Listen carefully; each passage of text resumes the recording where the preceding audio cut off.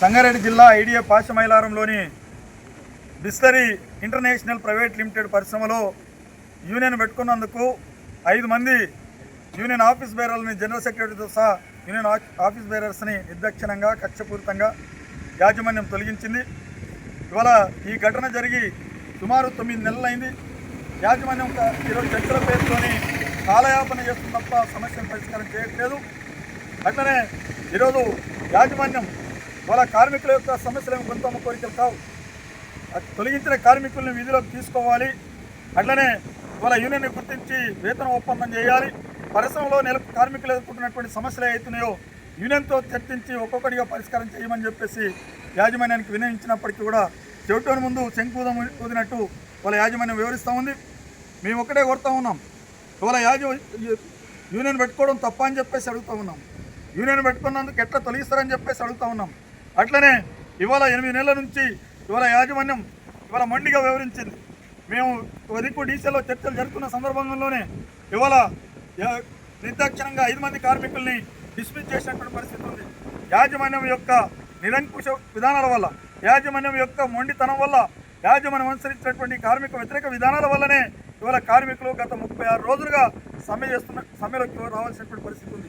36 రోజులు సమ్మె చేస్తున్నప్పటికీ కూడా, పరిశ్రమ బంద్ ఉన్నప్పటికీ కూడా యాజమాన్యానికి చీమ పుట్టినట్టు కావట్లేదు. అందుకని ఇప్పటికైనా సరే యాజమాన్యానికి రిక్వెస్ట్ చేస్తూ ఉన్నాం. మేము ఈరోజు న్యాయబద్ధంగా అడుగుతూ ఉన్నాం డిమాండ్లని, తొలగించినటువంటి కార్మికులు వెంటనే తీసుకోవాలి అని చెప్పేసి. అట్లనే కార్మికుల యొక్క సమస్యలు ఏమవుతున్నాయో వాటన్నింటినీ యూనియన్తో చర్చించి పరిష్కారం చేయాలని చెప్పేసి అడుగుతూ ఉన్నాం. యాజమాన్యం స్పందించాలి అని చెప్పేసి రేపు జేసీఎల్ వద్ద జాయింట్ లేబర్ కమిషన్ హైదరాబాద్లో చర్చలు ఉన్నాయి. యాజమాన్యం సానుకూలంగా వస్తుందని చెప్పేసి ఆశిస్తూ ఉన్నాం. సమస్యను పరిష్కారం చేయాలి అని చెప్పేసి కోరుతూ ఉన్నాం. యాజమాన్యం కూడా ఇదే పద్ధతిలో అనుసరిస్తే రానున్న రోజుల్లో చలో పాశమైలారం కార్యక్రమాన్ని నిర్వహిస్తాం. యాజమాన్యం వైఖరిని బట్టి మా యొక్క ఆందోళన ఉంటుంది. యాజమాన్యం ఇదే పద్ధతిలో మొండిగా వివరిస్తే తప్పకుండా మా పోరాటాన్ని ఉధృతం చేస్తామని చెప్పేసి హెచ్చరిక చేస్తూ ఉన్నాం. చలో పాశమైలారం కార్యక్రమాన్ని నిర్వహించి జిల్లాలో ఉన్నటువంటి కార్మికులు మొత్తం సమీకరించి మా పోరాటాన్ని ఉధృతం చేస్తామని చెప్పేసి, తీవ్రతరం చేస్తామని చెప్పేసి హెచ్చరిక చేస్తూ ఉన్నాం. ఇవాళ యాజమాన్యం ఆలోచన చేయాలి. రేపు ఇక్కడ ఏ పరిణామాలు జరిగినా సరే యాజమాన్యమే బాధ్యత వహించవలసి వస్తుంది. ఇప్పటికే ఇవాళ జిల్లా అధికారులు కూడా ఆలోచన చేయాలి, జోక్యం చేసుకుని సమస్యను పరిష్కారం చేయాలని చెప్పేసి కోరుతూ ఉన్నాం.